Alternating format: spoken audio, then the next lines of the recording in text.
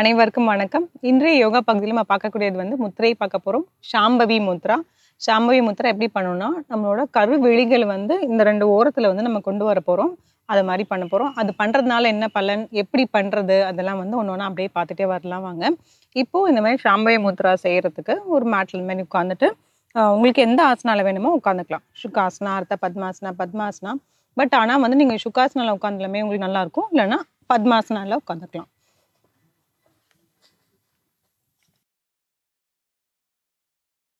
இது வந்து முத்திரைகள்ல வந்து கண்களுக்கு வேலை இல்லை. இப்போ முத்திரைகள்ல பார்த்தீங்கன்னா நிறைய விதம் வந்து இருக்கு.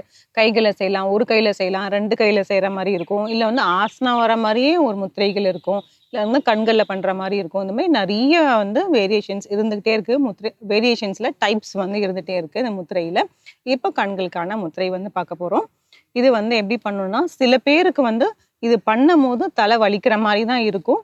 பட் கொஞ்சம் அதை நீங்கள் ஹோல்ட் பண்ணுறது மட்டும் கொஞ்சம் நேரம் வந்து ஒரு ஃபியூ செகண்ட்ஸ் மட்டும் வச்சுட்டு ரிலாக்ஸ் பண்ணிக்கோங்க. மறுபடியும் டைம் பண்ணலாம். அப்புறம் மறுபடியும் ரிலாக்ஸ் பண்ணிக்கோங்க. இந்த மாதிரி கொஞ்சம் ரிலாக்ஸ் பண்ணிட்டு பண்ணலாம். ரொம்ப நேரம் ஹோல்ட் பண்ண முடியலன்னா பரவாயில்ல. இந்த மாதிரி வந்து நீங்கள் பிரேக் எடுத்துகிட்டு செய்யலாம். பட் ஆனால் வந்து இப்போ மைக்ரேன் அதிகமாக இருக்குது, அதாவது ஒற்றை தலைவலி அந்த மாதிரிலாம் இருக்குது, கண்கள் சம்மந்தமான பிரச்சனை, அப்புறம் ஏதாவது வந்து சர்ஜரி பண்ணியிருக்கீங்க அப்படின்னா இதை வந்து அவாய்ட் பண்ணிடலாம். ஏன்னா பண்ணும் போது நம்மளுக்கு கண்களும் சரி, இல்லை இந்த இடத்துல வந்து நம்ம கவனிக்க போகிறோம் புருவ மத்தியில். ஸோ அதனால தலை வலிக்க தான் செய்யும். இப்போ எப்படி பண்ணுறதுன்னு பார்ப்போம். நேராக உட்காந்துக்கோங்க. இதில் 2 விதம் இருக்கு.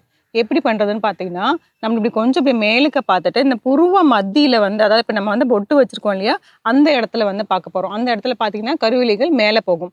நான் இப்போ எப்படி சொல்கிறேன் அப்படின்னு பார்த்தீங்கன்னா, கருவிழிகள் இந்த 2 ஓரத்தில் வரணும். அப்போ வந்து நம்ம மூக்கோட நுனியை வந்து பார்த்தீங்கன்னா கரெக்டாக இருக்கும். இப்போ கண்களை வந்து நல்லா அகலமாக வந்து விரிச்சுக்கலாம். புருவத்தை தூக்கிட்டு கண்களை அகல விரிச்சிட்டு இந்த மூக்கோட நுனியை வந்து பார்க்க போகிறோம். இப்போ மூக்கோட நுனியை பார்க்கணும். நல்லா அகலமா விரிச்சாதான் அந்த கண்கள் அப்படியே தெரியும். இதுல இருக்கலாம்.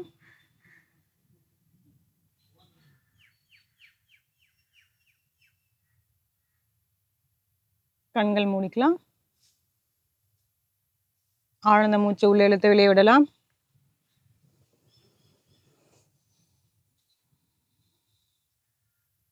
இப்போ வந்து நான் ஒரு ஃபியூ செகண்ட்ஸ் தான் வச்சேன். இந்த மாதிரி வந்து நீங்க கொஞ்சம் அப்படியே அதிகப்படுத்தி கொஞ்சம் கொஞ்சமா அப்படியே வந்து அதிகப்படுத்திட்டே போகலாம். இப்போ நம்ம இன்னும் ஒரு முறை வந்து செஞ்சிடலாம்.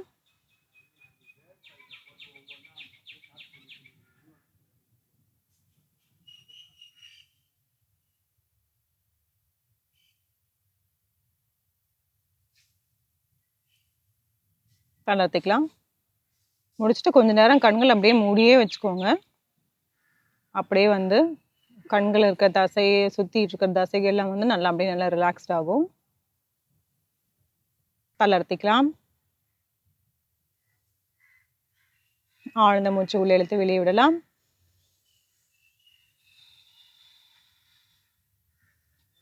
இப்போ அடுத்தது பண்ண போறோம். அடுத்தது வந்து நம்ம புருவ மத்தியில வந்து பார்க்க போறோம். மேலுக்கு வந்து பார்க்க போறோம். அதாவது அதே மாதிரி கண்களை வந்து நல்லா அகல விரிச்சுக்கோங்க.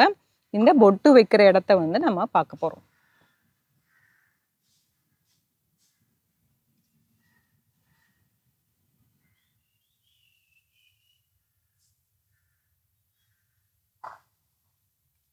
தளர்த்திக்கலாம்.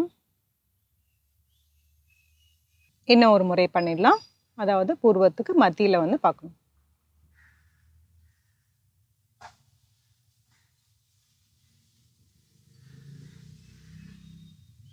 தளர்த்திக்கலாம். அப்படியே கொஞ்ச நேரம் கண்ணு மூடியே இருக்கட்டும். ஆழ்ந்த மூச்சு உள்ளே இழுத்து வெளியே விடலாம்.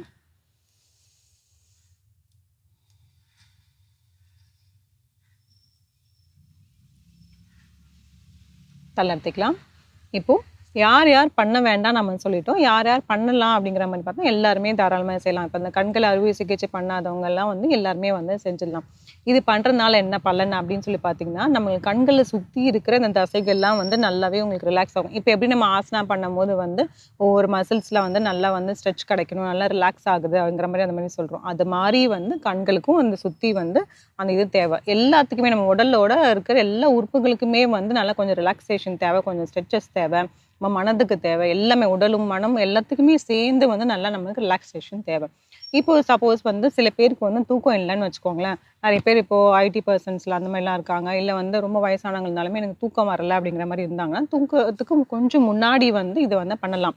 பண்ணும்போது என்ன ஆகும்? ஆட்டோமேட்டிக்கா உங்களுக்கு தூக்கம் வரும். எதனால வருது அப்படின்னு பார்த்தீங்கன்னா, எப்பயுமே வந்து ஒரு ப்ராசஸ் இருக்கு.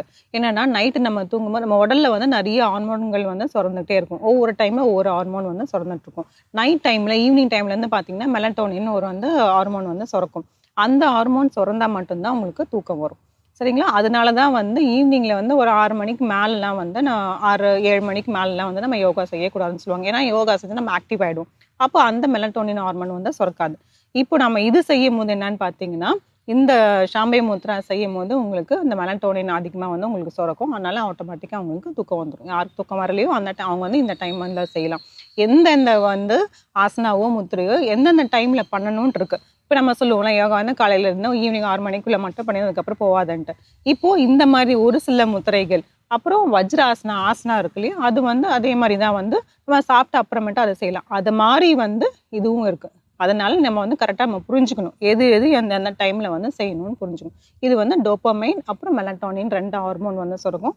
அதனால உங்களுக்கு தூக்கமே நல்லா ஜாஸ்தியா வரும். தலை ரொம்ப வலிக்கிற மாரி இருந்துச்சுன்னா, நீங்க செஞ்சுட்டு கொஞ்ச நேரம் நல்லா அமைதியா உட்காந்துட்டே, கண்ண மூடிட்டே உட்காந்துட்டே இருந்தீங்கன்னா, அந்த தலைவலி உடனே இன்ஸ்டன்ட்டாவே உங்களுக்கு போயிடும். சரி, இந்த முத்ராவ வந்து முயற்சி பண்ணி பாருங்க. மீண்டும் அடுத்த பகுதியில் சந்திக்கலாம். நன்றி, வணக்கம்.